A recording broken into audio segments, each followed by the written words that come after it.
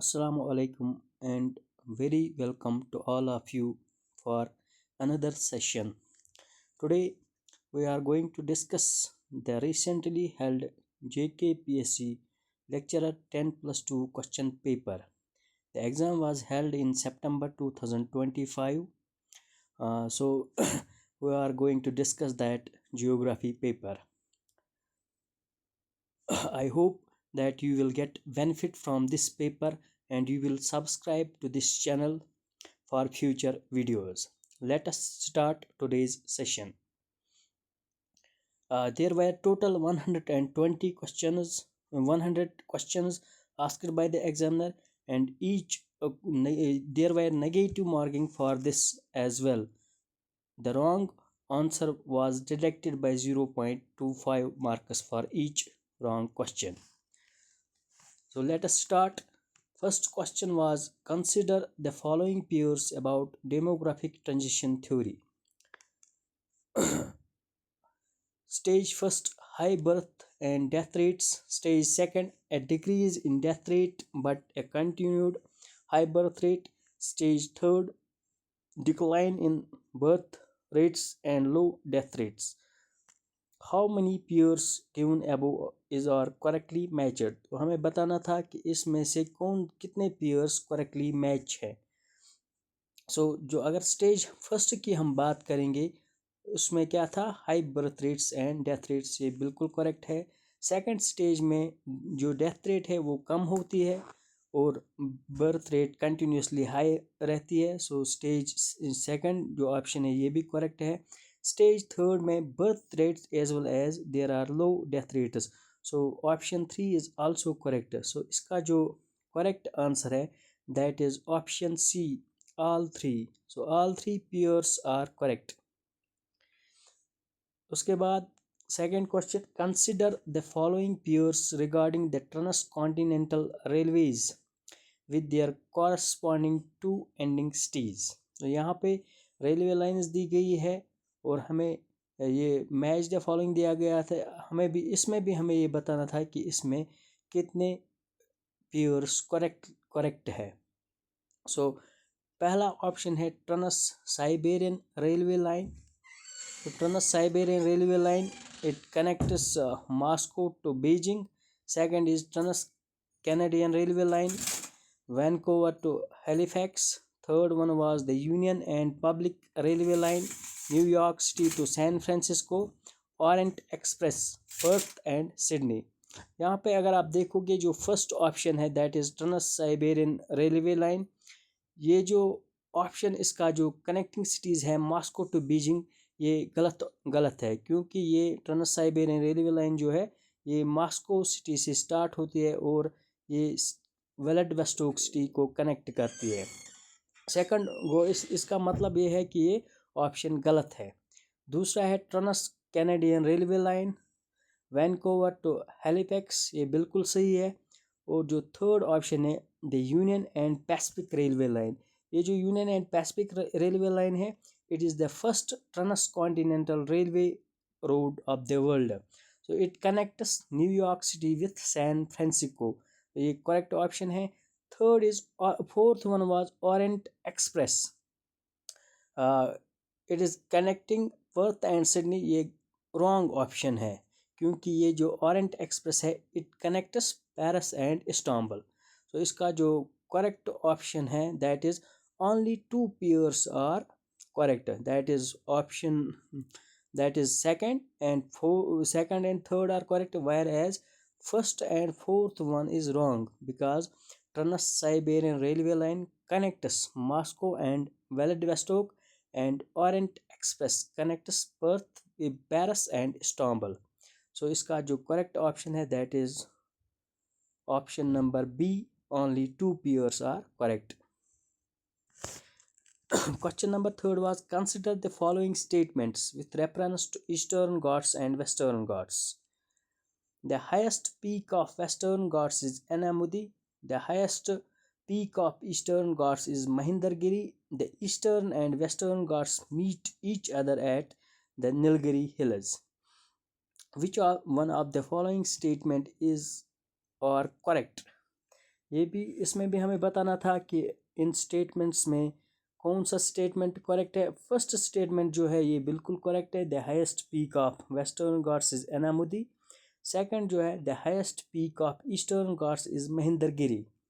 अगर हम देखेंगे इसमें थोड़ा सा कंफ्यूजन है, क्योंकि जो हाईएस्ट पीक ये अपडेट हुआ है ईस्टर्न घाट्स में, दैट इज़ आज अगर हम देखेंगे बहुत सारे बुक्स में आपको मिलेगा जिंदा गाड़ा और आर्मा कोंडा। एनसीईआरटी की बुक में अभी भी महेंद्रगिरी है। Third option is the Eastern and the Western Ghats meet each other at the Nilgiri hills. ये भी करेक्ट ऑप्शन है। सो अगर हम देखेंगे ऑप्शन जो इसकी आंसर की आई थी, उसमें उसने ऑप्शन डी को करेक्ट माना है, that is all the statements 1, 2 and 3 is correct. So इसमें आप रिप्रेजेंटेशन भी कर सकते थे। सो इसका जो करेक्ट ऑप्शन है as per optional key, that is option D, 1, 2, 3 are correct.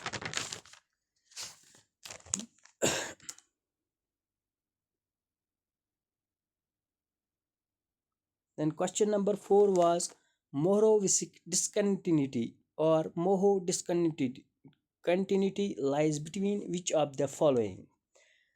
Inner core and outer core, outer more outer core and mantle and crust, the lower crust and the upper crust. सो यहाँ का जो इसमें जो correct option है मोहोरोविसिक discontinuity, जिसको हम मोहो discontinuity भी कहते हैं, it lies between mantle and crust. So option C is the correct answer. अगर हम फर्स्ट वन देखेंगे, inner core and outer core के दरमियान जो डिस्कंटिन्यूटी होती है उसको हम लेहमैन डिस्कंटिन्यूटी कहते हैं। आउटर कोर एंड मेंटल के दरमियान जो डिस्कंटिन्यूटी होती है that is known as Gutenberg discontinuity. Mantle and crust के दरमियान मोहो डिस्कंटिन्यूटी, और the lower crust and the upper crust it is known as Conrad discontinuity. तो ये 4 डिस्कंटिन्यूटीज़ है। ये आपको जो मैंने आपको हर एक की बताई, ये आपको बाकी किसी और एग्ज़ाम में भी ज़रूरत लग सकती है। Question number 5 was which one of the following is the cold current. यहाँ पे हमें बताना था इन 4 में से कौन सा करंट है कोल्ड करंट। सो इसका जो करेक्ट ऑप्शन है that is option A, canary current. Canary current Atlantic ocean का एक करंट है, so it is the cold current. Alaska current north Atlantic drift और क्रोशियो करंट जो ये तीनों वार्म करंट्स है। Question number 5, a disaster response team needs ground distances quickly. They compare a reliable city map scale 1 is to 30,000 with an aerial photograph of the same area. The map distance between the hospital and the bus stand is 3 centimeter, while the photo distance is 15 centimeter. What is the scale of the photograph? Question यहाँ पे दिया हुआ था जहाँ पे हमें scale calculate करनी थी एरियल फोटोग्राफ की। सो ये इजीली हमें इसको एक फार्मूला से करना था, दैट इज़ अगर आप देखोगे जो मैप की स्केल है दैट इज़ 1 is to 30,000, और जो फोटोग्राफ की scale that is 3 is to 15। सो हमें इन दोनों स्केल्स को कंपेयर करना था। 1 इसका आंसर ऐसे हम निकाल सकते थे 1 डिवाइड बाई 3000 यानी कि 30,000 इज इक्वल टू या इज टू 3/15। अगर इसका जब हम सॉल्व करेंगे जब हम इसको, तो इसका जो करेक्ट ऑप्शन है that is option number A आएगा, 1 is to 6000, 1 is to 6,000। Then another question was on the match the following, match the items of column A with the corresponding items in column B। यहाँ पे हमें the question has been asked from practical geography। column A में क्लोरोप्लिथ, आइसोप्लिथ, कोरोक्रोमेटिक, flow map है। सो हमें इसको column B से उसमें जो ऑप्शंस थे continuous field with isolines, density for administrative units, moment between origins and destinations with line with proportional to volume, categorical qualitative regions with distinct patterns। हमें यहाँ पे देखना था करेक्ट ऑप्शन इसका क्या आएगा। अगर आप देखोगे फर्स्ट जो है कोरोप्लिथ, कोरोप्लिथ जो हम यूज़ करते हैं कोरोप्लिथ मैप जब हमें किसी चीज़ की डेंसिटी दिखानी हो। सो इसके लिए ऑप्शन सेकंड जो यहाँ पे है डेंसिटी फॉर एडमिनिस्ट्रेटिव यूनिट्स, इसके लिए यही आएगा। Isopleth you know these are the continuous lines, जिनको हम आइसोलाइनस भी कहते हैं। सो इसका जो करेक्ट ऑप्शन आएगा दैट इज कॉलम बी से option number 1 continuous field with isolines. Then chorochromatic means colour map. So इससे हम क्या करते हैं कैटेगोरिकल और क्वालिटेटिव रीजन्स को डिस्टिंक्टिव पैटर्न्स डिफरेंट कलर्स से हम दिखाते हैं। Then flow map movement between origins and destinations with line width proportional to volume, इसके लिए यही ऑप्शन बिल्कुल करेक्ट था। सो जो इसका करेक्ट ऑप्शन बनता है that is option number B. 1 को 2 आएगा, 2 को 1 आएगा, थर्ड को 4th आएगा एंड 4th को 3rd आएगा। So option B is correct answer for this. Question number 9 for the first time latitude and longitude were used by. अगर हम देखें ये बिल्कुल इजी क्वेश्चन था, इसका जो आंसर है that is Eratosthenes is the correct option. So option C Eratosthenes ने पहले लैटिट्यूड और लॉन्गिट्यूड को यूज़ किया है। Who has written Die Erdkunde book है, ये किसने लिखी है। सो इसका जो करेक्ट ऑप्शन है that is Die Erdkunde was written by Karl Ritter. इसका करेक्ट ऑप्शन है option A. Then question number 11 match the items of column A with the corresponding items in column B.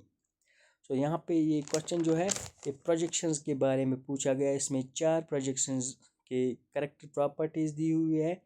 Mercator projection, sinusoidal projection, polar stereographic projection और genomic projection का। सो इसमें जो options है ये बिल्कुल easy था। आपको सिर्फ मर्केटर्स प्रोजेक्शन में आपको पता है कि हम रम्ब लाइन्स यूज़ करते हैं क्योंकि वहाँ पे जो रम्ब लाइन्स होती है वो स्ट्रेट होती है। इसका मतलब एक को फर्स्ट वन को क्यों ऑप्शन आएगा, रम्ब लाइन्स आर स्ट्रेट। जब हम आप इस क्वेश्चन को ऐसे करते तो फर्स्ट को क्यों, वो ऑप्शन ए जो है उसमें पहले जो ऑप्शन ए वाला है इसमें फर्स्ट को क्यों आएगा, बाकी सारे आप इजीली कर सकते थे। तो अगर हम देखेंगे सो फर्स्ट वाले को रम्ब लाइन्स आर स्ट्रेट क्योंकि मर्केटर्स प्रोजेक्शन में रम्ब लाइन्स स्ट्रेट होते हैं। सेकंड जो है साइनोसाइडल प्रोजेक्शन, इसका जो कैरेक्टरिस्टिक फ्यूचर है या प्रॉपर्टी है इक्वल एरिया ये होती है, इक्वल एरिया प्रोजेक्शन है। और इसका जो सेंट्रल मेरिडियन यानी कि जो सेंट्रल मेरिडियन होता है वो स्ट्रेट होता है, हाफ ऑफ द इक्वेटर होता है। थर्ड वाली प्रोजेक्शन जो है that is polar stereographic projection, उसमें क्या होता है at pole meridians radiate and parallels are concentric circles. ये जेनिथल प्रोजेक्शन की एक एग्जांपल है पोलर स्टीरियोग्राफिक। और जो न्यूमोनिक प्रोजेक्शन है दैट इज़ इसमें पहला वाला all great circles appear eight straight line, इसमें तमाम जो ग्रेट सर्कल्स होते हैं वो स्ट्रेट लाइंस होते हैं। और and distortion increases rapidly away from the centre. Most of the projections में आप ये देखोगे कि जब हम सेंटर से बाहर की ओर जाते हैं टूवर्ड्स पोल्स डिस्टॉर्शन इंक्रीज होती है। सो शॉर्ट में इसका जो करेक्ट ऑप्शन है दैट इज ऑप्शन ए।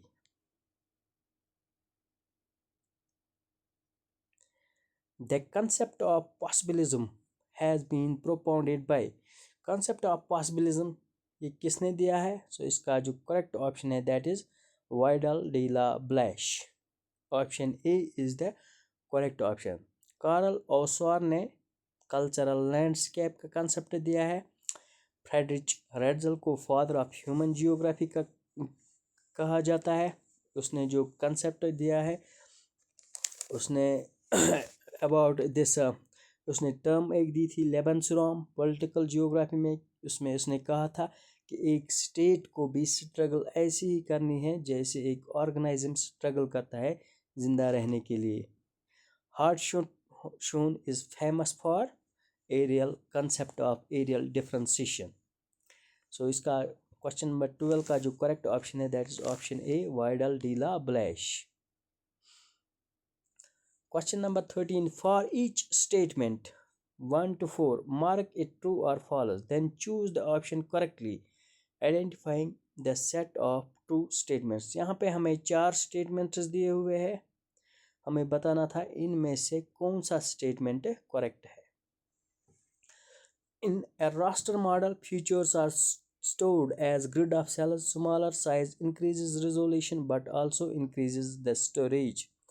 तो रास्टर मॉडल में अगर आप देखोगे जो फीचर्स है हम इनको स्टोर करते हैं with the grid of cells. ये बिल्कुल करेक्ट ऑप्शन है। सो ये करेक्ट है, 1 is correct. Vector is preferred when individual map features may be analyzed. File size matters and high precision is required. Vectors can also represent topology। ये भी बिल्कुल सही है ये, क्योंकि वेक्टर हम तभी यूज़ कर सकते हैं जब हमें इंडिविजुअल मैप फीचर्स को एनालाइज करना होता है, क्योंकि फाइल साइज यहाँ पे ज़्यादा रिक्वायरमेंट होते हैं, ये मैटर करती है। Third one was the raster model is efficient for network analysis and projection transformation.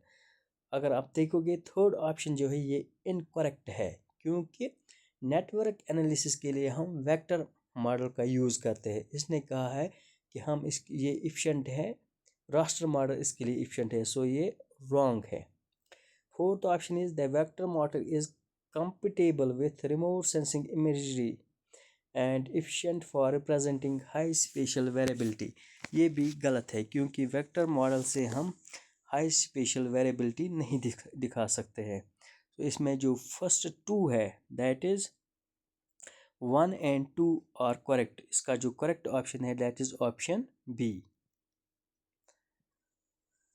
Question number 14 the range of chi square where it is. Chi square का रेंज क्या होता है? सो काई स्क्वायर का जो रेंज है ये 0 to infinity होता है। सो इसका करेक्ट ऑप्शन है option B. Question number 15 an agronomist wants to check whether average crop yields differs across 4 fertilizer treatments P, Q, or S. For each treatment, she collects an independent random sample of plot yields under similar field conditions. The yield distributors are assumed normal with a common variance. Which single test should she use to decide if the treatments have different mean yields? Options क्या है? Many peer wise independent samples tests, chi-square, goodness of fit test, one-way ANOVA, Mann, Whitney's, Wilcoxon U test. So अगर आप देखोगे question में इसने एक hint दी है, इसने 4 फर्टिलाइज़र ट्रीटमेंट दिए PQRS। आपको पता ही है जब हमारे पास इस टाइप के क्वेश्चंस के लिए एक इजी ट्रिक है, जब हमारे पास ऑब्जर्वेशन ये ट्रीटमेंट्स 2 से ज़्यादा होंगे उसके लिए हम एनोवा का इस्तेमाल करते हैं। अगर ये सिर्फ 2 होते तो हम टी टेस्ट का इस्तेमाल करते, क्योंकि ये 2 से ज़्यादा है हम इसके लिए एनोवा टेस्ट यूज़ करेंगे। सो इसका जो करेक्ट ऑप्शन है that is one-way ANOVA. Question number 16 the book Geographia Generalis was written by. Geographia Generalis किसने लिखी है? सो इसका करेक्ट ऑप्शन है ऑप्शन ए स्ट्राबो। स्ट्राबो ने बुक लिखी है जियोग्राफिया जनरल्स। इसमें एक और ये भी आ सकता था दैट इज़ वेरिनियस ने भी एक बुक लिखी है जियोग्राफिया जनरल्स, क्योंकि वेरिनियस यहाँ पे ऑप्शन में नहीं है। सो इसका जो करेक्ट ऑप्शन बनता है that is option A. Question number 17 the bifurcation ratio is defined at. Bifurcation ratio क्या होता है? ये क्वेश्चन इसने मार्फोमेट्री से लिया है। सो बाइफर्केशन रेशियो सिंपली क्या होता है? Number of streams of order n to the number of streams of the next higher order. यानी कि जो आपके पास एक ऑर्डर होता है उसमें कितनी स्ट्रीम्स है, उसको हम डिवीजन में लेते हैं number of streams of next higher order. For example अगर आपके पास ऑर्डर फर्स्ट की स्ट्रीम्स है डिवीजन में इसको n-1 u+1 जिसको हम कहते हैं that is next higher order. कभी आपको ऐसे भी कैलकुलेट करना होता है कि आपके पास न्यूमरिकल होते हैं, उसमें आपको दिया जाता है कि आप के पास फर्स्ट ऑर्डर की स्ट्रीम्स 5 है और नेक्स्ट ऑर्डर की स्ट्रीम्स 6 है, तो इसका आंसर क्या आएगा। उस टाइम क्या हम गलती करते हैं, हम इस 1 को ऐड करते हैं, लेकिन ये 1 ऐड नहीं करना होता है, इसका मतलब होता है नेक्स्ट हायर ऑर्डर। सो उस को हम सिंपली 5/6 करके जो आंसर आएगा वही निकाल सकते हैं। ये +1 सिर्फ फार्मूला का है, इसका मतलब है नेक्स्ट हायर ऑर्डर। तो इसका करेक्ट ऑप्शन है option B. Question number 18, match the items of column A with corresponding items in column B. ये सैम्पलिंग से लिया हुआ क्वेश्चन है। पर्पस सैम्पलिंग क्या होती है, रैंडम सैम्पलिंग क्या है, सिंपल सैम्पलिंग और स्ट्रेटिफाइड सैम्पलिंग। पर्पस सैम्पलिंग आपको पता ही है, जब हम सैम्पल यूनिट्स को चूज़ करेंगे उसमें हमारा कोई डिफरेंट पर्पस होता है। रैंडम सैम्पलिंग में क्या होता है कि हर किसी चीज़ को इक्वल चांस ऑफ सिलेक्शन होता है। थर्ड, सिंपल सैम्पलिंग में हम इसको सैम्पलिंग क्या होती है, इसमें हम कंस्टेंट सिलेक्शन करते हैं प्रोबेबिलिटी सैम्पलिंग के ज़रिए से। और जो स्ट्रेटिफाइड सैम्पलिंग है ये हम तब यूज़ करते हैं जब हमारे पास हेटेरोजेनस डेटा होता है, उसको हम पहले ग्रुप्स में डिवाइड करते हैं और इसके बाद हर एक ग्रुप में हम सैंपल लेते हैं। सो इसका जो करेक्ट ऑप्शन है और नंबर कॉलम ए और कॉलम बी में जो फर्स्ट वन है पर्पस सैम्पलिंग, इसको ऑप्शन थर्ड आएगा। रैंडम सैम्पलिंग को ऑप्शन सेकंड आएगा। सिंपल सैम्पलिंग को ऑप्शन फोर्थ आएगा और स्ट्रेटिफाइड सैम्पलिंग को ऑप्शन फर्स्ट आएगा। सो इसका जो करेक्ट ऑप्शन बनता है that is option B. Then which one of the following water bodies separates Andaman from Nicobar. बिल्कुल इजी क्वेश्चन है। सो इसका जो करेक्ट ऑप्शन है that is 10 degree channel. On which hill range is the Doda Betta peak situated. So Doda Betta peak किस कहाँ पे है, ये नीलगिरी हिल्स में है। तो इसका करेक्ट ऑप्शन है option A. Then question number 21, match the physiographic regions with the characteristics. Bhabar, terai, khadar and bangar. यहाँ पे कैरेक्टरिस्टिक्स दिए हुए हैं। पहला जो है marshy land rich in biodiversity. So ये आपको पता है, बिल्कुल इजी क्वेश्चन है। इसको इस एरिया को हम तराई रीजन कहते हैं। कोरस एल्यूवियम पोर्स बेल्ट जो है दैट इज़ इसको हम बब्बर रीजन कहते हैं, क्योंकि ये कोरस एल्यूवियम होता है, यहाँ से जो स्ट्रीम्स पहाड़ों से आते हैं इस रीजन में ये गायब हो जाती है और तराई रीजन में ये फिर से अपीयर होती है। सो फर्स्ट वन को सेकंड आएगा और सेकंड को फर्स्ट वन आएगा। Khadar, you know these are the newly alluvial deposits. Bangar old alluvial deposits होते हैं। सो इसका जो करेक्ट ऑप्शन बनता है that is option first. Option A is the correct answer. Then यहाँ पे माउंटेन पासेस दिए हुए हैं और रीजन दिए हुए हैं, हमें इनको मैच करना था। क्वेश्चन नंबर 22 में इमिस्ला कहाँ पे है, इमिस्ला लद्दाख में है। सो ये इस टाइप के क्वेश्चंस आप अगर आपको पता भी ना हो सो आप एलिमिनेशन ऑप्शन से भी कर सकते हो, या आपको सिर्फ एक मैच करना था। अगर यहाँ पे आप देखोगे अगर सिर्फ आपको पता होता इमिस्ला लद्दाख में है सो इसका करेक्ट ऑप्शन आता आपको इजीली बी वाला। बी इसका करेक्ट ऑप्शन है। सो इसको सॉल्व करते हैं। इमिस्ला लद्दाख में है, दिब्सा पास हिमाचल प्रदेश में है, मेंगशा दुरा उत्तराखंड में है और योंग या पास अरुणाचल प्रदेश में है। तो ऑप्शन क्वेश्चन नंबर 22 का करेक्ट ऑप्शन जो है that is option B is the correct answer. Question number 23, reason और असर्शन आया है the Narmada and Tapi rivers form estuaries instead of deltas. These rivers rivers flow through hard rocks and not able to form distributaries before they enter the sea. So अगर हम देखेंगे ये नर्मदा और Tapti river, ये दो रिवर्स जो है इंडिया में वेस्ट फ्लोइंग रिवर्स है, और आपको पता ही है जो वेस्ट फ्लोइंग रिवर्स है ये एस्चुअरीज बनाते हैं और ईस्ट फ्लोइंग रिवर्स जो है ये डेल्टाज बनाते हैं. सो ऑप्शन ए इस को जो असर्शन है ये बिल्कुल करेक्ट है. रीज़न में इसने इसका रीज़न क्या है क्यों ये एस्चुअरीज क्यों बनाते हैं, these rivers flow through hard rocks.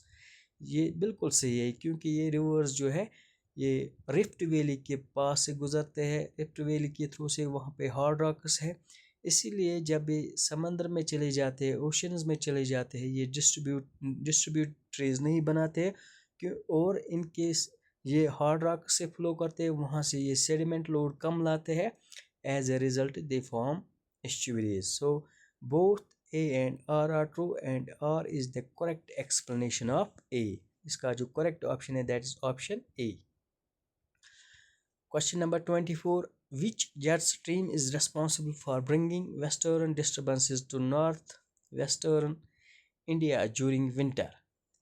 So इसका यानी कि कौन सी जेट स्ट्रीम रेस्पॉन्सिबल है वेस्टर्न डिस्टर्बेंसेस, क्योंकि नॉर्थ इंडिया में जो विंटर्स में रेनफॉल स्नोफॉल होती है वो वेस्टर्न डिस्टर्बेंसेस के ज़रिए से होती है. सो इसका जो करेक्ट ऑप्शन है that is option B, sub tropical western jet stream is responsible for bringing western disturbances to north western India. So option B is the correct answer.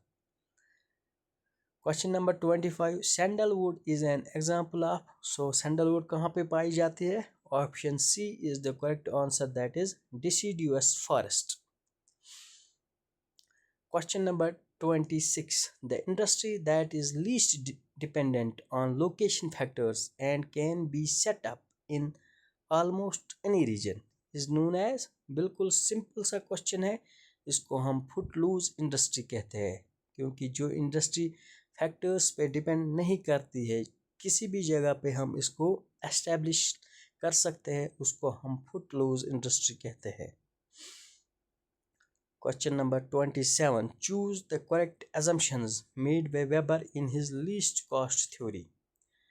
सो यहाँ पे हमें बताना था इसमें से करेक्ट कौन सा स्टेटमेंट है, क्योंकि वेबर ने जब थ्योरी दी है 1909 में, इसने इंडस्ट्रियल लोकेशन की थ्योरी दी जिसमें इसने 3 फैक्टर्स पे ज़्यादा फोकस किया था. ज़्यादातर इसने ट्रांसपोर्टेशन पे फोकस किया था, एग्लोमरेशन पे फोकस किया था और लेबर पे फोर्स ये किया था, फोकस किया था. सो हमें इनमें से बताना है 4 स्टेटमेंट्स में कौन सा करेक्ट एजम्पशन है. First one is an area is completely uniform physically, politically, culturally and technologically referred to as isotropic plane. So ये पहली ही assumption इसकी है. So क्योंकि उसने कहा था कि जो एरिया आपको का होगा वो isotropic plane होना चाहिए. सेकंड है manufacturing involves single product to be shipped to a single market whose location is known. ये भी बिल्कुल करेक्ट assumption है. Third is inputs involve raw materials from more than one known source location. ये भी बिल्कुल correct option है क्योंकि इसने कहा था जो रॉ मटेरियल्स हमारे पास होते हैं दे कैन बी यूबिक्विशियस और दे कैन बी लोकलाइज्ड. यूबिक्विशियस वो रॉ मटेरियल होता है विच इज़ लोकेटेड एवरीवेयर, और लोकलाइज्ड होता है वो किसी जगह पे होता है. सो ये भी करेक्ट इसकी अजम्पशन है. And fourth assumption was labor is infinitely available but immobile in location. So इसमें जो ये भी बिल्कुल सही assumption है इसकी. So इसका जो correct option है that is all the above. So all the above इसका option D आएगा. Then the international organization that was transformed into the World Trade Organization on January 1st 1995 was. So कौन सी international organisation बनी? पहले थी WTO world trade organisation से पहले. सो पहले उसको हम कहते हैं GATT, general agreement on tariffs and trade। इसका जो करेक्ट ऑप्शन है दैट इज ऑप्शन बी। उसके बाद 1995 में वर्ल्ड ट्रेड ऑर्गेनाइजेशन बनी। According to Ullmann's theory of spatial interaction, which one of the following is not the basis of interaction? So यहाँ पे हम बताना था Ullmann's theory से ये क्वेश्चन लिया हुआ है। तो इसका जो करेक्ट आंसर है that is option D, agglomeration economies. Agglomeration economies Ullman का कंसेप्ट नहीं है, उसने 3 कंसेप्ट्स दिए हैं, 3 टाइप्स के इंटरेक्शंस दिए हैं, कंप्लीमेंटरिटी, ट्रांसफरेबिलिटी एंड इंटरमीनिंग अपॉर्चुनिटी। सो चौथा जो है ये गलत है, ये इसने नहीं दिया। सो इसका करेक्ट ऑप्शन है option D.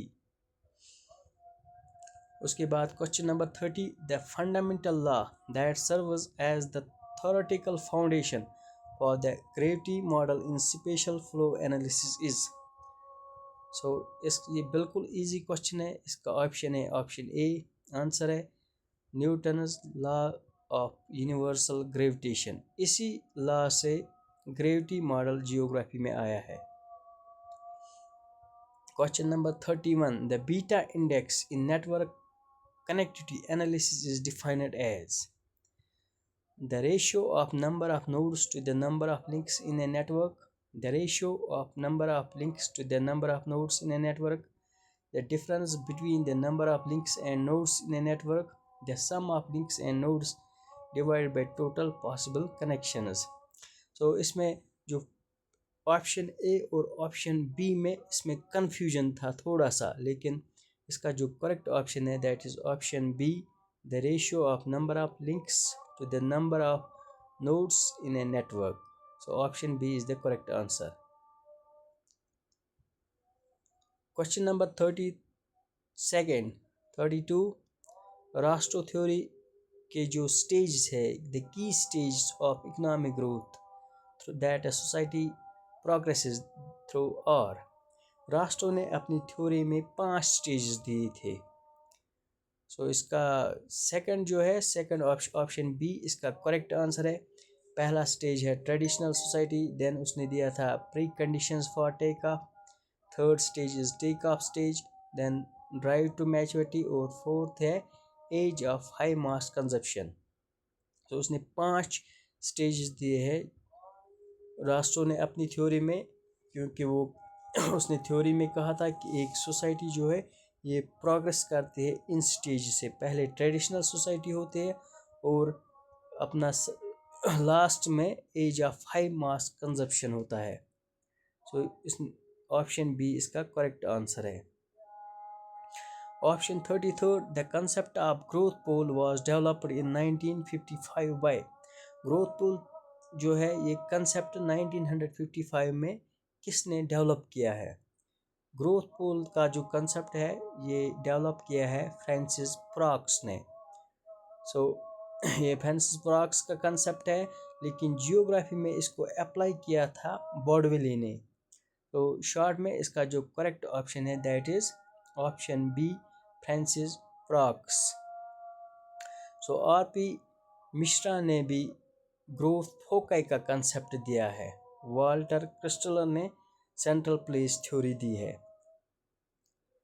Question number 34, in the core periphery model the region that is the focus of economic growth with an urban nucleus is. Core periphery model है जॉन फ्रेडमैन ने दिया था regional development and planning में। उसने कहा था that जो centre होता है वहाँ पे इकोनॉमिक ग्रोथ ज़्यादा होती है, और उसको उसने अर्बन न्यूक्लियस भी कहा था। उस एरिया को हम कोर कहते हैं। So option C is the correct answer. Question number 35, the command area development programme in India was primarily launched to. Command area development programme India में क्यों लॉन्च हुआ? इसका मेन ऑब्जेक्टिव क्या था? इसका मेन ऑब्जेक्टिव था improve the utilization of irrigation potential. Irrigation potential को improve करना था, इसीलिए इस प्रोग्राम को लॉन्च किया गया। So option B is the correct answer. Question number 36, which of the following is are associated with regional planning and development.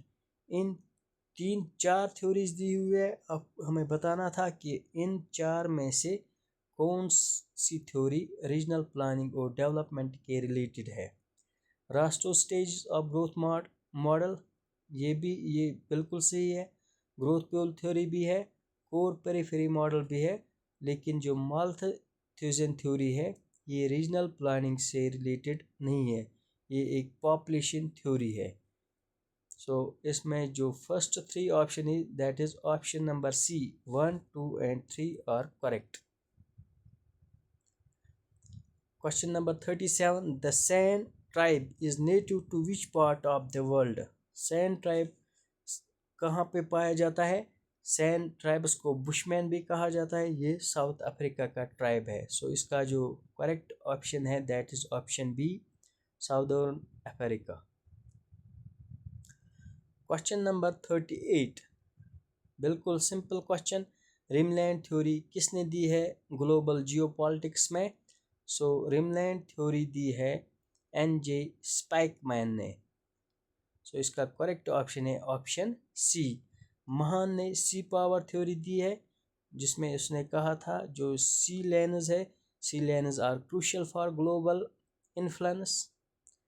मैकेंडर ने दी थी हार्टलैंड थ्योरी, और कार्ल हाउसहुपर ने भी जियोपॉलिटिक्स में बहुत ज़्यादा काम किया है। कार्ल हाउसहुपर को फादर ऑफ जियोपॉलिटिक्स भी कहा जाता है। Question number 39, select the correct sequence that lists India's neighboring countries in ascending order of their length of their shared borders with India। यहाँ पे हमें इंडियन नेबरिंग कंट्रीज दी हुई है, हमें इनको असेंडिंग ऑर्डर में अरेंज करना था as per their border length with India. So ये असेंडिंग ऑर्डर है, सो इसका जो करेक्ट ऑप्शन है that is option B. That is अगर हम देखेंगे इंडिया की सबसे जो छोटी बाउंड्री है, इंडिया कम बाउंड्री शेयर करता है अफगानिस्तान के साथ, उसके बाद Bhutan, then Myanmar, Nepal, Pakistan, China and Bangladesh. सबसे ज़्यादा बाउंड्री इंडिया शेयर करता है बांग्लादेश के साथ, उसके बाद चाइना के साथ, उसके बाद पाकिस्तान के साथ, then Nepal, Myanmar, Bhutan and Afghanistan. उसने ऑप्शन ए में इसने डिसेंडिंग ऑर्डर दिया था और ऑप्शन बी में इसने असेंडिंग ऑर्डर दिया था। क्वेश्चन में इसने कहा है असेंडिंग ऑर्डर, जिसको हम इंक्रीजिंग ऑर्डर भी कहते हैं। सो इसका करेक्ट ऑप्शन है option B. Question number 40 was the Brundtland Commission report is related to the concept of। बिल्कुल सिंपल सा क्वेश्चन है। सो इसका जो करेक्ट ऑप्शन है that is option B, sustainable development. Brundtland commission 1983 में बनाया गया था और उन्होंने अपना रिपोर्ट सबमिट किया था 1987 में। उस रिपोर्ट का नाम था आवर कॉमन फ्यूचर। उस रिपोर्ट में पहली बार सस्टेनेबल डेवलपमेंट टर्म यूज़ की गई थी, the development that meets the needs of present without compromising the needs of future generations. So इसका करेक्ट ऑप्शन ऑप्शन बी बनता है। Then question number 41, study the following.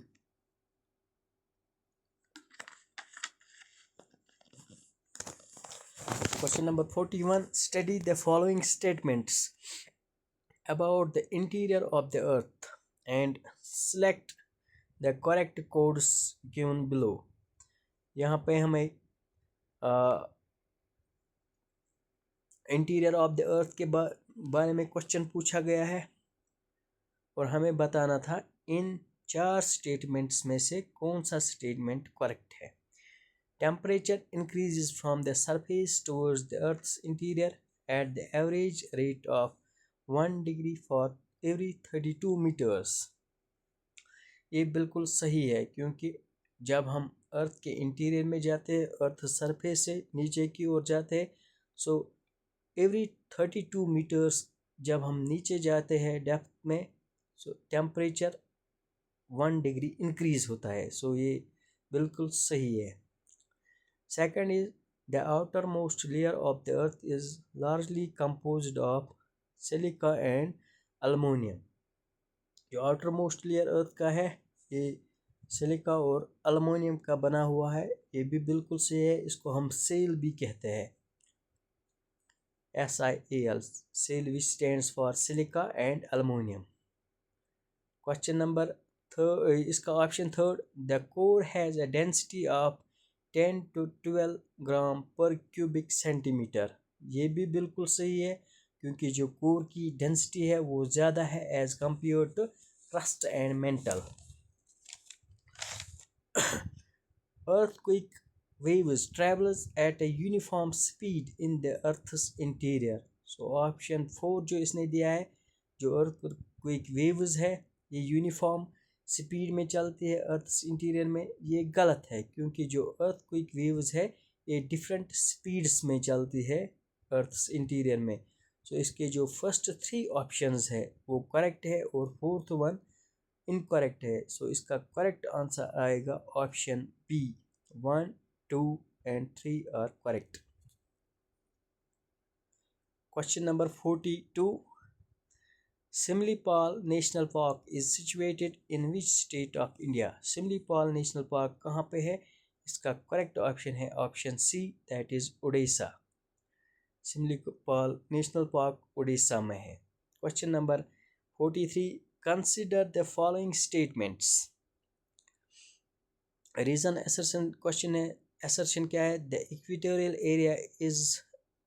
Area at which trade winds converge is known as inter tropical convergence zone. बिल्कुल सही। The ITCZ usually lies और near the meteorological equator, उसको हम डोलड्रम्स भी कहते हैं। तो दोनों ऑप्शंस करेक्ट है और जो रीज़न है ये करेक्टली एक्सप्लेन करता है असर्शन को। सो इसका करेक्ट ऑप्शन है both A and R are true and R is the correct explanation of A। Question number 44, reason assertion question है ये भी।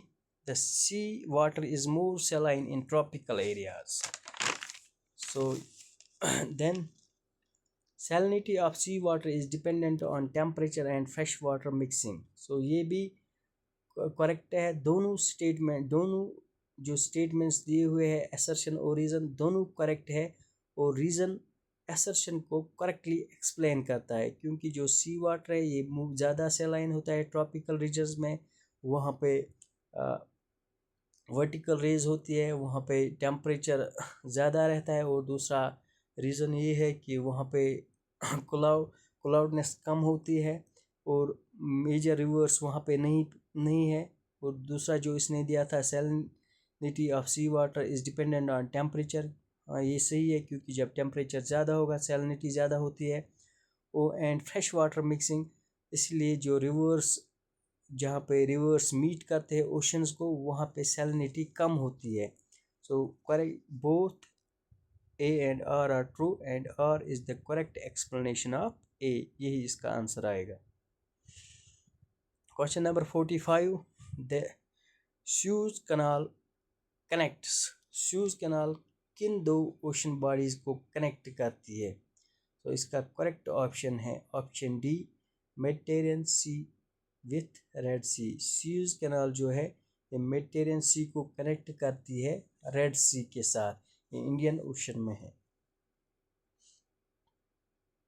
Question number 46, which of the following is a Jio synchronous satellite. इनमें से कौन सी satellite जियो synchronous satellite है? Landsat सन synchronous satellite है, IRS ये भी सन सिंक्रोनस सैटेलाइट है, किटसेट भी सन सिंक्रोनस सैटेलाइट है। सो इसका करेक्ट ऑप्शन है ऑप्शन सी, मेटियोसेट।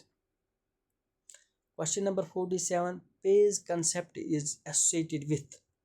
पेज कंसेप्ट किसके साथ एसोसिएटेड है? सो इसका करेक्ट ऑप्शन है ऑप्शन डी, फ्रेंच स्कूल, क्योंकि जो पेज कंसेप्ट है ये पहले दिया था वाइडल डी ला ब्लेश ने। He is known as father of French school या founder of French school. So इसका करेक्ट ऑप्शन है option D, French school. Question number 48, delta kames are the outcome of. Delta kames कहाँ पे बनते हैं, ये या ये कौन सा एजेंट बनाता है। Delta kames are the features of glacial deposition. So option C इसका करेक्ट आंसर है, क्योंकि जो ग्लेशियर डिपोजिशनल लैंड फॉर्म्स बनाता है, इसमें एक लैंड फॉर्म होती है डेल्टा कैम्स। सो इसका करेक्ट ऑप्शन है option C. Which is the largest physiographic division of India. ये बिल्कुल इजी क्वेश्चन है, इसका करेक्ट आंसर है the great Indian plateau, option number D. Which of the following states has the lowest percentage of scheduled tribes? यहाँ पे एक question लिया हुआ है शेड्यूल्ड ट्राइब्स से, हमें बताना था इन स्टेट्स में से किस स्टेट में कम शेड्यूल्ड ट्राइब्स है। सो इसका करेक्ट ऑप्शन है ऑप्शन बी मणिपुर। उसके बाद अरुणाचल प्रदेश, मिज़ोरम और नागालैंड में अगर आप देखोगे वहाँ पे बहुत हाई परसेंटेज है शेड्यूल्ड ट्राइब्स की, more than 90%। Question number 51, match the following से आया था क्वेश्चन, रिवर्स दिए हुए है और इनकी ट्रिब्यूटरीज के साथ इनको मैच करना था। सो अगर आप देखोगे Krishna, Brahmaputra, Godavari and Yamuna, we have 4 tributaries, Chambal, Indravati, Teesta and Bhima. हमें इनको मैच करना था। कृष्णा की ट्रिब्यूटरी है भीमा, ब्रह्मपुत्रा की ट्रिब्यूटरी है दैट इज तीस्ता, गोदावरी की ट्रिब्यूटरी है इंद्रावती और यमुना की ट्रिब्यूटरी है चंबल। सो इसका करेक्ट ऑप्शन है ऑप्शन ए। 1 को 4 आएगा, यानी कि कृष्णा को भीमा, सेकंड को ब्रह्मपुत्रा को थर्ड आएगा तीस्ता, गोदावरी को इंद्रावती सेकंड ऑप्शन, यमुना को first option. So 4 3 2 1 is the correct answer. इसका जो करेक्ट आंसर है that is option A. Match the following एक और क्वेश्चन आया था, इसमें ट्राइब्स है और इनकी स्टेट्स है, किस स्टेट में ये ट्राइब्स पाए जाते हैं। Bodo tribe, Bodo tribe is found in Assam, Garo Meghalaya में, गोंड छत्तीसगढ़ में और संथाल झारखंड में। सो इसका करेक्ट ऑप्शन है that is option C, Bodo are found in Assam, Garo tribe is found in Meghalaya, Gond is found in Chhattisgarh and Santhal tribe is found in Jharkhand. Question number 53. Consider the following statements and select the correct answer using codes below. So ये question practical geography से आया था, scale से लिया गया question है। In a representative fraction the numerator is always 1, in an RF scale the unit of denominator is always as the unit of numerator. RF is not suitable technique of showing scale on a map. The statement scale, for example 1 centimeter to 1 kilometer is suitable scale on a map. तो इन चार में से हमें बताना था कौन सा option correct है। सो स्केल जब हम रिप्रेजेंट करते हैं, we show scale with the help either we show we write scale as a statement और वी राइट इन टर्म्स और RF रिप्रेजेंटेटिव फ्रैक्शन, और हम इसको ग्राफिकली रिप्रेजेंट कर सकते हैं। फर्स्ट ऑप्शन जो है रिप्रेजेंटेटिव फ्रैक्शन में न्यूमरेटर हमेशा हमेशा 1 होता है, ये बिल्कुल सही है। सेकंड ऑप्शन में जो डिनोमिनेटर का यूनिट होता है वही न्यूमरेटर का यूनिट होता है, बिल्कुल ये सही है, क्योंकि अगर आप न्यूमरेटर सेंटीमीटर्स या किलोमीटर्स में दिखाते हो तो डिनोमिनेटर भी आपको किलोमीटर्स में दिखाना है। Third is RF is not suitable technique for of showing scale on the map, ये गलत है। सो RF is a suitable technique for showing scale on the map. सो इसने कहा है नॉट सुटेबल, ये गलत है। The statement scale 1 centimetre to 1 kilometre is suitable scale on the map, ये ठीक है। सो इसका जो करेक्ट ऑप्शन है that is option number 4। 1, 2 and 4 are correct. Option 3 जो स्टेटमेंट थर्ड जो इसने दिया था ये इनकरेक्ट है। सो शॉर्ट में option D is the correct answer. Question number 54, which one of the following is located in Bastar region of India. So इनमें से कौन सी नेशनल पार्क या wildlife sanctuary Bastar region में पाई जाती है। सो इसका करेक्ट आंसर है that is Indravati national park. So option D is the correct answer. Question number 55, इसने साइक्लोन्स उनके लोकल नाम्स मैच द फॉलोइंग दिया है। साइक्लोन्स को अगर हम देखेंगे typhoon, hurricanes, tornadoes, tropical cyclones, यहाँ से इसने Indian ocean, China sea, Caribbean sea and Guinea lands दिया है। हमें इनको करेक्टली मैच करना था। तो साइक्लोन्स को टाइफून चाइना सी में कहा जाता है। अगर हम हरिकेन्स की बात करेंगे, साइक्लोन्स को कैरेबियन सी में हरिकेन्स कहा जाता है। टॉर्नेडोज इनको ग्वानिया लैंड्स में कहा जाता है और इंडियन ओशन में इनको सिंपली ट्रॉपिकल साइक्लोन्स कहते हैं। सो इसका जो करेक्ट ऑप्शन है that is option number B. So option B is the correct answer. उसके बाद लोकल विंड्स और कंट्रीज के रिलेटेड इसने मैच द फॉलोइंग लिया था। क्वेश्चन नंबर 56,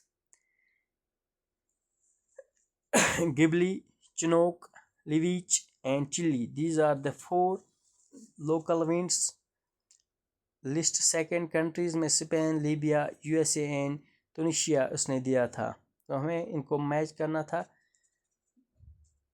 अगर हम देखेंगे जो गिबली विंड है ये कहाँ पे चलती है। गिबली विंड फ्लो करती है लीबिया में। चिनोक यूएसए में ब्लो करती है, उसको हम स्नो ईटर भी कहते हैं। लिविच स्पेन में ब्लो करती है और चिली ट्यूनिशिया में ब्लो करती है। सो इसका करेक्ट ऑप्शन है option D. Option D is the correct answer. Knob and kettle topography is related to which landforms? 57. So easy question. It is related to glacial topography. Knob और kettle जो है ये glacial topography, glacial landform है। So option C is the correct answer. Question number 58, many of the loss covered plains in the world are fertile agricultural regions. Pampas of Argentina is a loss plain. So अगर आप देखोगे ये दोनों options individually true है, but जो reason है ये correctly explain नहीं करती है असर्शन को, क्योंकि पैम्पस जो अर्जेंटीना में है एक ग्रासलैंड है, सिर्फ यही एक लॉस प्लेन नहीं है, बाकी भी कुछ ग्रासलैंड्स है जैसे कि सवाना रीजन है वो भी इसमें आता है। सो इसका जो correct answer that is both A and R true, but R is not the correct explanation. Question number 59, the coral reefs are best developed on the seaward side of the reef. Coral reefs are generally available on the western coast of the continents. So जिसका जो assertion है that is coral reefs जो है that are best developed on the seaward side of the reef, ये बिल्कुल सही है, क्योंकि उस coral reef development के लिए एक suitable प्लेटफॉर्म की ज़रूरत होती है। सो ये बिल्कुल सही है। Coral reefs are generally available on the western coast of the continents. ये गलत है, क्योंकि western coast of the continents में कोरल रीफ्स नहीं पाए जाते, क्योंकि उनके लिए जो बेटर कंडीशंस टेम्परेचर का होना या उसके लिए water should be free from mud, temperature should be greater than 27 degree, hot and warm water should mix. और एक और चीज़ अगर आप देखोगे वेस्टर्न कोस्ट ऑफ कॉन्टिनेंट्स में एल नीनो फ्लो करता है, जिसकी वजह से कोरल रीफ्स डाई आउट होते हैं। सो ये गलत है, रीज़न इसका गलत है। इसका जो करेक्ट ऑप्शन है that is option C, A is true but R is false. Question number 60, the volcanic cone known as lighthouse of the Mediterranean is. इनमें से किस वॉल्केनिक कून को lighthouse of the Mediterranean कहा जाता है? इसका correct option है option A that is mount Stromboli. तो option A is the correct answer. Mount Stromboli को lighthouse of the Mediterranean कहा जाता है। Question 61, which of the following is included in third order relief features. इनमें से कौन सा third order relief feature है? So first order relief features में आपके कॉन्टिनेंट्स एंड ओशंस बेसिन्स आते हैं। सेकंड ऑर्डर रिलीफ फीचर्स में आपका प्लेन्स, माउंटेन्स, प्लेट्यूज आता है। थर्ड ऑर्डर रिलीफ फीचर्स में आपके वो लैंड फॉर्म्स आते हैं जो डिफरेंट इरोजनल या डिफरेंट एजेंट्स ऑफ इरोजन जो होते हैं like fill, water, wind, sea waves बनाते हैं। सो इसका जो करेक्ट ऑप्शन ऑफिशियल आंसर कीम है that is option D, that is sea waves. अगर हम देखेंगे ये जो ऑप्शन इसने दिया है ये गलत ऑप्शन है, क्योंकि ये क्वेश्चन एम्बिग्यूअस क्वेश्चन है। इसने कहा है which one of the following is included in third order relief features. Third order relief feature इनमें से कौन सा है? So ocean base first order relief features है, plains second order relief features है, फॉल्ट्स ये भी सेकंड ऑर्डर रिलीफ फीचर्स है, सी वेव्स है जो है sea wave is an act of erosion. Sea wave is an agent that creates landform but it is not landform itself. That's why this question is an ambiguous question. So optional answer की में इसने option D दिया था answer. Question number 62, the seismic primary waves travel with fast speed through। जो seismic waves होती है ये किस में फास्ट चलती है? लिक्विड में, गैस में, वैक्यूम में, सॉलिड में। सो इसका करेक्ट ऑप्शन है that seismic waves travel faster in solids. So option D is the correct answer. Then question number 63, who has given the concept present is key to the past। बहुत बार एक question पूछा गया है। सो ये simple सा question है, option इसका B है दैट इज जेम्स हटन।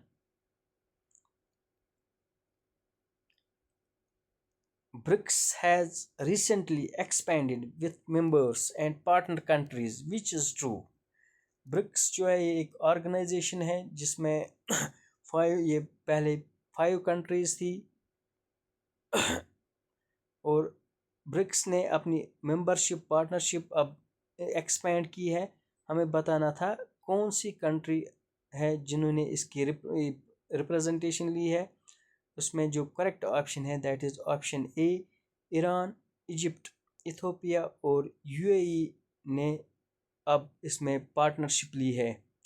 पहले ये 5 कंट्रीज थी ब्रिक्स, एक इन 5 अल्फ़ाबेट्स से आपका ब्रिक्स निकलता है। कौन कौन सी कंट्री है अगर आप देखोगे, एस साउथ अफ्रीका ये लास्ट कंट्री थी जिसने ज्वाइन किया था ब्रिक्स को। सी चाइना, इंडिया, रशिया। सो इसका जो करेक्ट ऑप्शन है that is option A, Iran, Egypt, Ethiopia and UAE ने रिसेंटली इसमें अपनी पार्टनरशिप ली है। Hanging valley is formed in which type of landform. Hanging valley कौन सी टाइप ऑफ लैंडफॉर्म है? ये ग्लेशियर से बनती है। सो इसका जो करेक्ट ऑप्शन है that is option C, hanging valley is formed by glaciers. Question 66, which period in geological time scale first saw the appearance of fish? So correct option is option A, Ordovician। Ordovician में पहले fish आई थी, fish की appearance हुई थी। सो ऑर्डोविशन इसका correct answer है। Then consider the following about continental drift theory. It was put forward by Wagner in 1922. The supercontinent was named as Pangaea and the mega ocean was called Panthalassa. No evidences were found in support of the continental drift theory. तो ये जो option है इसमें जो answer है that is optional की में इसका आंसर दिया था option B, that is statement second and third is correct, जो बिल्कुल गलत है क्योंकि अगर हम देखेंगे इसमें सिर्फ एक स्टेटमेंट है, that is the statement second is correct. इसका करेक्ट ऑप्शन ऑप्शन सी होना चाहिए था, that is the supercontinent was named Pangaea and the mega ocean was called Panthalassa. ये स्टेटमेंट बिल्कुल सही है। अगर हम पहला वाला देखेंगे, it was put forward by Alfred Wegener in 1922। Continental drift theory Alfred Wegener ने 1912 में दी है और ये 1922 में आ गई थी इन डिफरेंट बुक्स। लेकिन जो थर्ड ऑप्शन है, no evidences were found in support of the continental drift theory, ये बिल्कुल गलत है क्योंकि वैगनर ने बहुत सारी एविडेंस दी थी, like jigsaw fit area, geological evidence दी थी, जियोडेटिक एविडेंस दी थी, रॉक्स आर सिमिलर ये एविडेंस दी थी, फॉसिल एविडेंस दी थी। सो उसने बहुत सारे एविडेंस दी थी in support of his theory. So अगर हम ये आप शिविंदर सिंह की बुक पे भी देख सकते हो, उसने ये पॉइंट लिखा है कि वैगनर ने पहले ये थ्योरी 1922 में दी है, but it came into light in 1922। अगर हम मान के भी चलते हैं ये वाला स्टेटमेंट भी ठीक है, तो इसका करेक्ट ऑप्शन होना चाहिए था 1 एंड 2। लेकिन जब हम ऑप्शन में देखते हैं 1 एंड 2 कहीं पे भी आपको नहीं मिलेगा। सो इसका बेस्ट जो ऑप्शन है that is option that is part, ये ऑप्शंस में C is the correct answer, that is only 2 is the correct, only second statement is the correct, while as 1 and 3rd statement is incorrect. Question number 68, match the following। यहाँ पे इसने 4 theories दी है और ये theories किसने दी है, हमें इनको मैच करना था। You know that convection current theory was given by Arthur Holmes. Seafloor spreading was given by Professor Harry Hess. Plate tectonics में से थ्योरी दी है मैकेंजी, पार्कर और मॉर्गन ने। कॉन्टिनेंटल ड्रिफ्ट थ्योरी दी है अल्फ्रेड वेगनर ने। तो इसका करेक्ट ऑप्शन है option B. Consider the following regarding karst landforms. Karst landforms के रिलेटेड हमें ये दो हमें बताना था, इनमें से कौन सा स्टेटमेंट सही है। The karst region has very little surface drainage, बिल्कुल सही। Stalactites and stalagmites are both depositional features of karst landforms. तो ये दोनों स्टेटमेंट्स करेक्ट है। सो इसका option C, that both 1 and 2 are correct. Question number 70, which one of the following is mainly responsible for transmitting heat from earth to the atmosphere? अर्थ कौन सी wave यहाँ पे है जो अर्थ की हीट को ट्रांसफर करती है अर्थ से एटमॉस्फेयर की ओर। सो इसका जो करेक्ट ऑप्शन है that is long wave terrestrial radiation, क्योंकि जब सन रेज आते हैं, इंसोलेशन आते हैं, it comes in the form of short waves. After striking the earth surface it gets converted into long waves, and those long waves are trapped by different greenhouse gases. So इसका correct option है that is option C, long wave terrestrial radiation. Question number 71, in India the Tropic of Cancer passes through which states? हमें इनमें से बताना था कि Tropic of Cancer किन states के थ्रू पास होता है। यहाँ पे हमें बताना था इनमें से कौन कौन सा ऑप्शन करेक्ट है। Tropic of cancer you know it passes through 8 states in India. कौन कौन सी स्टेट है? राजस्थान, मध्य प्रदेश, झारखंड, मिजोरम, वेस्ट बंगाल, गुजरात, छत्तीसगढ़ एंड त्रिपुरा। सो अगर हम देखेंगे यहाँ पे जो ऑप्शन नंबर सी है 1, 2 एंड 3 आर करेक्ट, क्योंकि ट्रॉपिक ऑफ कैंसर मणिपुर के थ्रू पास नहीं होता है, इसकी जगह पे मिजोरम होना चाहिए था। सो यहाँ पे first 3 are correct, so option C is the correct answer. Question number 72, consider the following statements regarding extra tropical cyclones। Extra tropical cyclones के बारे में हमें बताना था, इनमें से कौन सा स्टेटमेंट करेक्ट है। Which one of the following statement is are correct regarding tropical cyclones. So tropical cyclones first statement they are characterised by warm core, ये गलत है क्योंकि ट्रॉपिकल साइक्लोन्स में, एक्स्ट्रा ट्रॉपिकल साइक्लोन्स में वार्म कोर नहीं होता है। They are formed by merging of cold and warm air masses, ये गलत है। They can originate over both land and sea, ये बिल्कुल सही है। ट्रॉपिकल साइक्लोन्स या तो लैंड से स्टार्ट होता है या सी से ऑरिजिनेट होता है। They move from west to east, ये भी सही है क्योंकि इनको हम ईस्टर्ली वेव्स भी कहते हैं एक्स्ट्रा ट्रॉपिकल साइक्लोन्स को। सो इसमें जो करेक्ट ऑप्शन आपका आएगा that is option B. Second and third statement is correct.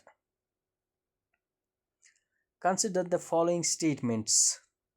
यहाँ पे भी क्वेश्चन नंबर 73 में हमें बताना था कौन सा स्टेटमेंट इनमें से करेक्ट है। The pressure gradient is strong where isobars are close to each other. The Coriolis force is inversely proportional to the angle of latitude. At the equator the wind blows parallel to the isobars। सो इनमें हमें बताना था कौन सा statement correct है। First जो है the pressure gradient is strong where isobars are close to each other, ये बिल्कुल सही है क्योंकि प्रेशर ग्रेडियंट ज़्यादा होता है जब आइसोबार्स जो है, isobars are the lines joining same pressures, जब एक दूसरे के क्लोज होते हैं तब प्रेशर ग्रेडियंट ज़्यादा होता है। Coriolis force is inversely proportional to the angle of latitude, ये गलत है क्योंकि जो कोरिलियास फोर्स होता है वो डायरेक्टली प्रोपोर्शनल होता है to the angle of latitude. So ये गलत है।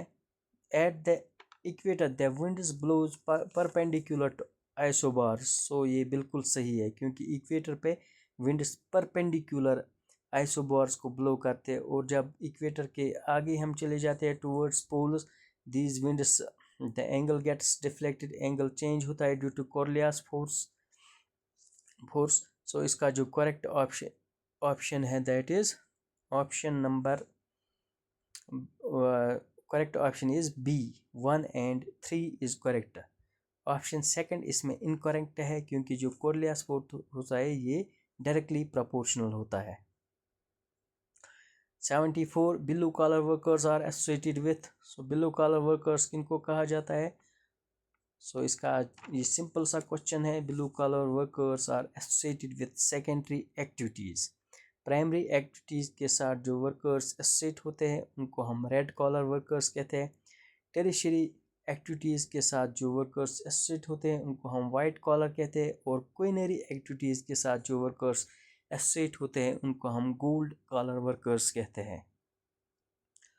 विच of the following minerals is non ferrous, इनमें से हमें बताना था इनमें से कौन सा मिनरल है जो नॉन फेरस है। नॉन फेरस वो मिनरल होता है जिसमें आयरन इनसिग्निफिकेंट होता है। सो इसमें जो गोल्ड और कॉपर है ये नॉन फेरस है। सो इसका जो करेक्ट ऑप्शन है that is option B, 2 and 3 only। Question number 76, which of the following is a man made disaster. बिल्कुल इजी क्वेश्चन, इनमें से मैन मेड डिजास्टर कौन सा है।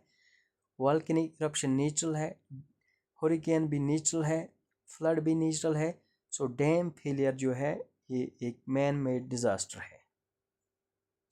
Question number 77, phases of population growth in India, हमें इनको देखना था इनमें से कौन सा स्टेटमेंट करेक्ट है, कितने करेक्ट है। अगर हम देखेंगे 1991 to 1921 period of stagnant growth इसको कहा जाता है, ये सही है। 1921 to 1951 period of population explosion, ये गलत है क्योंकि इसको पीरियड ऑफ स्टेडी पॉपुलेशन कहा जाता है। 1952 to 1981 period of steady population growth, ये भी गलत है। इस पीरियड को हम पीरियड ऑफ पॉपुलेशन एक्सप्लोजन कहते हैं। 1981 to present huge population but gradual slow down, ये बिल्कुल सही है। सो इनमें से only 2 pairs that is 1 and 4th is correct, और जो सेकंड एंड थर्ड है ये इनकरेक्ट है। अगर आप इनको सेकंड एंड थर्ड को इंटरचेंज करोगे तो ये करेक्ट बनेगा। सो इसमें जो ऑप्शन बी है that is only 2 pairs are correctly matched. Milpa and Ladang are associated with, Milpa और लेडेंग किसके साथ एसोसिएटेड है? सो ये शॉर्ट है, इनको हम प्रिमिटिव सब्सटेंस एग्रीकल्चर के साथ एसोसिएट करते हैं क्योंकि these are the names of shifting cultivation।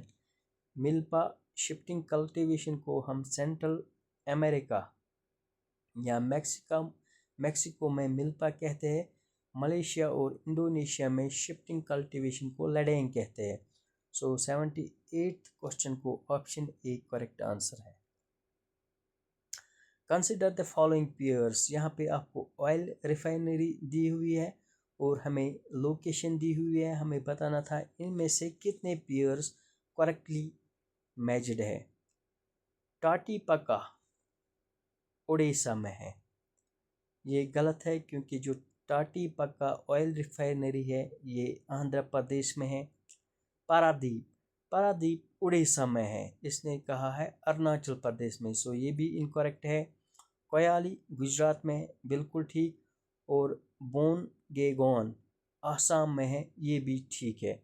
सो इसमें थर्ड एंड फोर्थ जो है ये करेक्टली मैच्ड है, first and second are incorrectly matched. तो इसमें हम कह सकते हैं only 2 pairs that is option B, only 2 pairs are correctly matched. Question number 70, laterite soils are poor in the oxides of iron. They are formed under conditions of high temperature and heavy rainfall. Reason assertion से question लिया हुआ है। So first option है इसमें जो ये है laterite soils जो है they are poor in oxides of iron, ये गलत है, एसर्शन गलत है क्योंकि जो लेटरल सॉइल्स है वो लेटरल सॉइल्स रिच होती है ऑक्साइड्स ऑफ आयरन में, क्योंकि जब रेनफॉल होती है तो जो सॉल्युबल सब्सटेंस सॉल्युबल एलिमेंट्स होती है like silica they are being washed away, वो वॉश होते हैं। तो एज अ रिज़ल्ट जो लेटरल सॉइल्स है वो रिच होती है ऑक्साइड्स ऑफ आयरन में। Second, they are formed under conditions of high temperature and high rainfall leading to intense leaching, ये बिल्कुल सही है। सो क्वेश्चन नंबर 80 का है, इसका जो करेक्ट आंसर है A is false R is true. Question number 81, match the following, हमें यहाँ पे मैच द फॉलोइंग करना था। We have buffalo breeds and we have to find out there are states given, हमें देखना था कौन सी ब्रीड किस स्टेट के साथ मैच होती है। मुरा जो बेफलो ब्रीड है it is the breed of Haryana. So first को फर्स्ट सही। बादावरी ये उत्तर प्रदेश की है, जफराबादी ये गुजरात की, नीलावरी पंजाब की। सो डायरेक्टली हम कह सकते हैं 1 को 1, सेकंड को सेकंड, थर्ड को थर्ड एंड फोर्थ को फोर्थ। इसका जो करेक्ट आंसर है that is option A is the correct answer. In the Koppen's climatic classification the symbol BSHW refers to, question number 82, BSHW symbol क्या represent करती है Koppen's classification में? इसका जो करेक्ट आंसर है that is option C, semi-arid steppe climate, tropical savanna climate AW से हम दिखाते हैं, hot desert climate BS BWK से BWS PW से रिप्रेजेंट करते हैं, semi arid steppe climate BSHW से रिप्रेजेंट करते हैं क्योंकि इसमें S है, S stands for steppe climate. Tropical rainforest climate को हम AF से रिप्रेजेंट करते हैं। सो शॉर्ट में इसका जो करेक्ट ऑप्शन है that is option C, semi arid steppe type. 83 Thornweed's modified climatic classification is based on the concept of। थॉर्नवीड ने जो मॉडिफाइड क्लाइमेटिक क्लासिफिकेशन दी थी 1948 में, इसने मॉडिफाई की थी अपनी क्लासिफिकेशन को। 1931 में उसने पहले दी थी क्लासिफिकेशन। उसने जब अपनी क्लाइमेटिक क्लासिफिकेशन मॉडिफाई की, किस बेस पे उसने मॉडिफाई किया था? Precipitation index, incoming solar radiation, effective temperature, none of the above. So इसका जो करेक्ट ऑप्शन है that is option D, none of the above, क्योंकि थॉर्नवीड ने अपनी जो क्लाइमेटिक क्लासिफिकेशन है वो मॉडिफाई की थी on the basis of the concept of potential evapotranspiration. वो यहाँ पे ऑप्शन में नहीं है, सो इसका करेक्ट ऑप्शन आएगा option D, none of the above. Then the term package program और पैकेज टेक्नोलॉजी ये किसके साथ एसोसिएट है? सो शॉर्ट में पैकेज प्रोग्राम जो है it is associated with green revolution. So option B is the correct answer. So operation flood अगर आप देखोगे, operation flood is associated with white revolution, dairy production के साथ। ब्लू रिवोल्यूशन अगर आप देखोगे, blue revolution is associated with the production of fish। so इसका correct answer है ग्रीन रिवोल्यूशन के साथ पैकेज प्रोग्राम एसोसिएट है। Demographic year of demographic divide किस साल को इंडिया में कहा जाता है? So it is 1921। 1921 में मेजर शिफ्ट हुआ था पॉपुलेशन में। सो इस ईयर को हम कहते हैं year of demographic divide। so option C is the correct answer। question number 86 was the Salaya Mathura pipeline is primarily used for transporting of। so इसका जो correct option है that is crude oil। सलाया Mathura जो pipeline है इसको हम इससे transport crude oil किया जाता है इंडिया में। So option B is the correct answer. उसके बाद मैच द फॉलोइंग वाटरवेज दी हुई है और ये वाटरवेज कहाँ से कहाँ तक है, स्ट्रेच दिया हुआ है, हमें इनको मैच करना था। नेशनल वाटरवे फर्स्ट अगर आप देखोगे, नेशनल वाटरवे फर्स्ट प्रयागराज से हल्दिया तक चलती है on Ganga river. National waterway second Brahmaputra पे है, it is from Sadiya to दुबरी।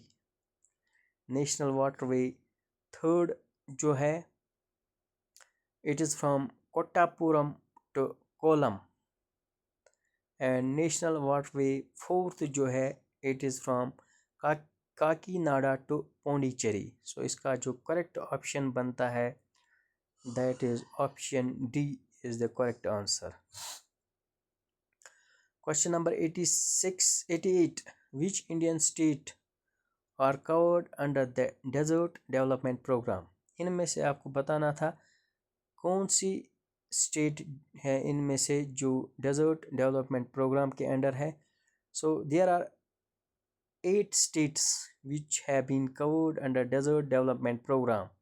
सो कौन कौन सी स्टेट है? आंध्र प्रदेश है, Telangana, Jammu and Kashmir, Karnataka, Gujarat, Himachal Pradesh, Rajasthan and Haryana।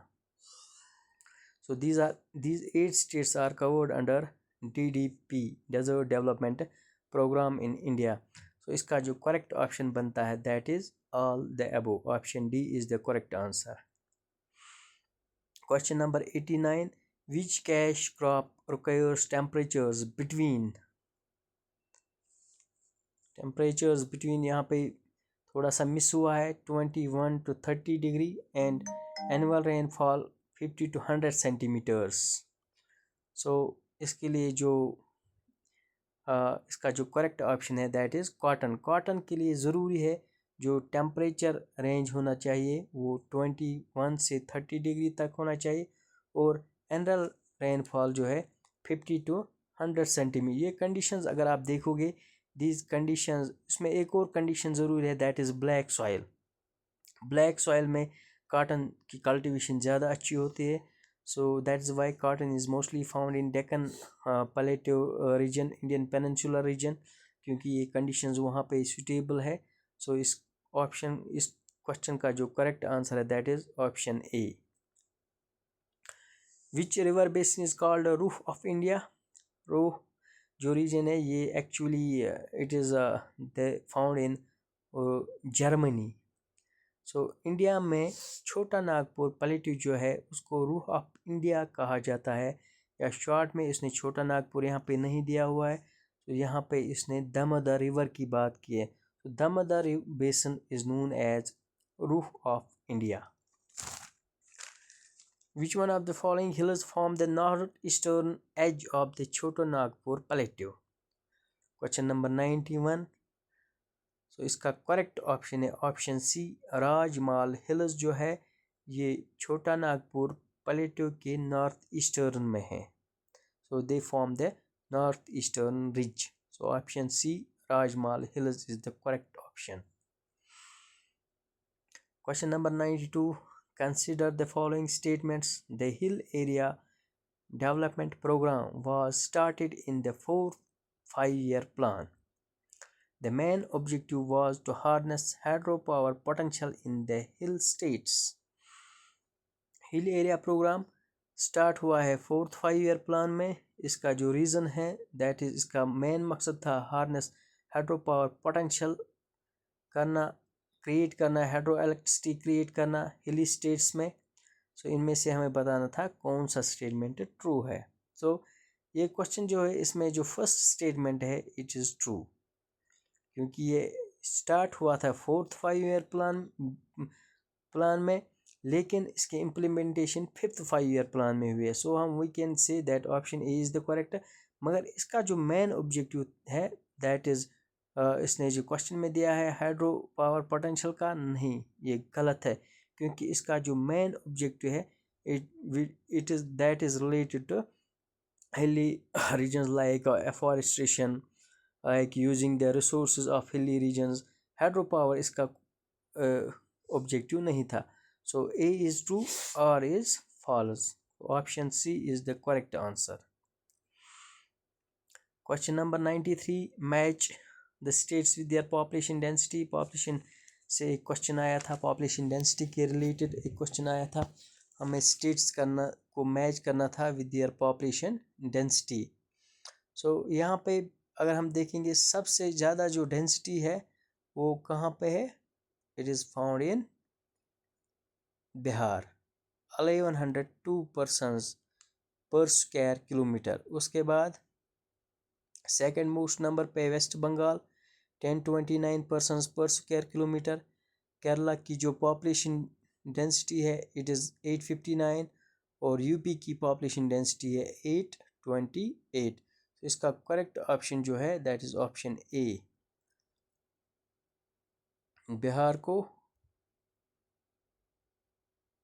So option A is the correct answer for this. Then which one of the following is the largest linguistic group of India. इनमें से हमें बताना था इनमें से सबसे बड़ा लिंग्विस्टिक ग्रुप इंडिया का कौन सा है। बिल्कुल इजी क्वेश्चन है, इसका जो करेक्ट ऑप्शन है that is Indo Aryan. Indo Aryan is the largest linguistic group of India. Question number 95. Match the following currents और उनकी लोकेशन दी हुई है, हमें इनको मैच करना था। तो first one is Humboldt current. अगर आप देखोगे जो हम्बोल्ट करंट है, हम्बोल्ट करंट फ्लो करता है western coast of South America. So Humboldt current flows through western coast of South America. Canary's current. Canary's current, it flows through North Atlantic Ocean. Then you have Kuroshio current जो है, Kuroshio current eastern coast of Japan में flow करता है. And Canary's current जो है, it flows through western coast of Africa. Kuroshio current flow करता है eastern coast of Japan. और गल्फ स्ट्रीम जो है, it flows in North Atlantic Ocean. So इसका जो करेक्ट ऑप्शन है, that is option A. Question number 96. Which soil type is predominant in the Deccan Trap region? Deccan Trap region में कौन सी soil पाई जाती है? अभी मैंने कहा पहले ही कि डेक्कन ट्रैप में जो फेमस सबसे ज़्यादा सॉइल है, that is black cotton soil is found in Deccan Trap region. So option C is the correct answer. Red soil भी पाई जाती है, लेकिन सबसे ज़्यादा मशहूर है Deccan plateau, that is it is famous for black cotton soils. क्योंकि डेक्कन प्लेट्यू अगर आप ओरिजिन देखोगे, डेक्कन प्लेट्यू वॉल्केनिज्म इसके लिए वॉल्केनिज्म से बना हुआ, वॉल्केनो से बना हुआ है. दैट इज वाई इसका जो करेक्ट ऑप्शन है option C. The Karewa formation in Kashmir valleys are important for the cultivation of. So बिल्कुल इजी क्वेश्चन. इसका जो करेक्ट ऑप्शन है that is saffron. A is the correct. एक और simple question, the Kashmir valley lies between. So correct option है it lies between Pir Panjal range and Zanskar range. किसी book पे आपको या किसी और एग्जाम में आपको पीर Panjal range and Greater Himalayas भी पूछते हैं, लेकिन यहाँ पे इसने पूछा है पीर पंचाल एंड ज़नस्कर रेंज, क्योंकि जो ज़नस्कर रेंज है it is the part of greater Himalayas, while as Pir Panjal range is the range in middle Himalayas. So option C इसका correct answer है. Which part of the Himalayan cryosphere has the largest glacier outside the polar regions? इसका जो correct answer है that is option A, Siachen glacier. Siachen glacier जो है ये largest glacier है outside the polar regions, और ये ट्रांस हिमालयाज काराकोरम में पाया जाता है. Question number 100. Which of the following is the correct sequence of crop seasons in India? इनमें हमें बताना था correct sequence कौन सी है. अगर हम देखेंगे correct sequence जो है, पहले हमारे पास होता है फर्स्ट सीज़न जो है क्रॉप सीक्वेंस का, दैट इज़ खरीफ. खरीफ के बाद रबी आता है, रबी के बाद ज़ैद सीज़न आता है. सो इसका जो करेक्ट ऑप्शन है दैट इज़ ऑप्शन डी, खरीफ, खरीफ के बाद रबी और रबी के बाद ज़ैद. सो ये रहा आपका 10+2 लेक्चरर JK PSC का पेपर, जो हमने 1 by 1 क्वेश्चन डिस्कस किया. इसमें बहुत सारे अच्छे क्वेश्चंस भी आए थे, कुछ simple questions, moderate to normal to moderate level हम इसको कह सकते हैं. अच्छा पेपर था ओवरऑल. हर किसी पोर्शन में ज़्यादातर इसने क्वेश्चंस जो है इंडियन जियोग्राफी में से लिए थे. तकरीबन 30 क्वेश्चंस इंडियन जियोग्राफी से लिए हुए हैं. प्रैक्टिकल जियोग्राफी से क्वेश्चंस पूछे थे, रीजनल जियोग्राफी, जियोमॉर्फोलॉजी, क्लाइमेटोलॉजी, तकरीबन इसने सब, या ट्रांसपोर्ट जियोग्राफी से क्वेश्चंस पूछे थे.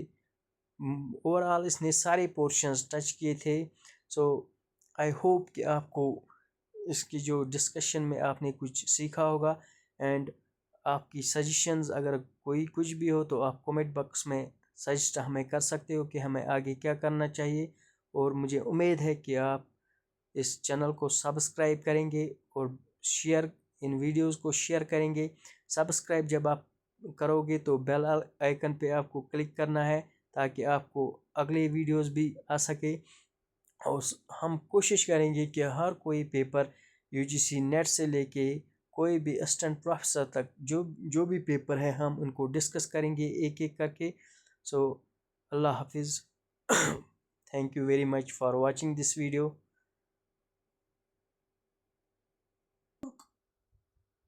I think क्या लेक्चरर छ?